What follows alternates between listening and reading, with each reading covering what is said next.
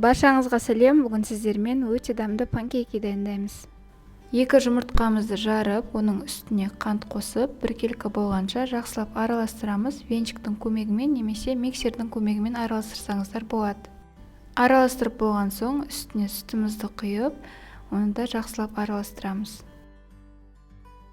Ситадан өткізілген ұнымыздың үстіне қамыр қопсытқышты қосып, массамызға 2 бөліп қосатын боламыз.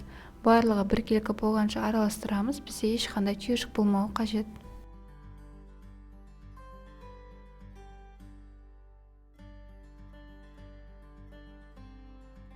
Және ең соңында сұйық майымызды құйып, жақсылап араластырып, панкейкімізді пісіретін боламыз.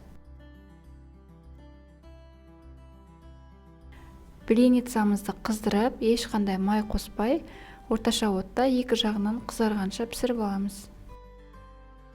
Барлық қажетті құрамдарын видеоның астына описанияға қалдырып кететін боламын. Міндетті түрде жасап көріңіздер, өте дәмді болып шығады.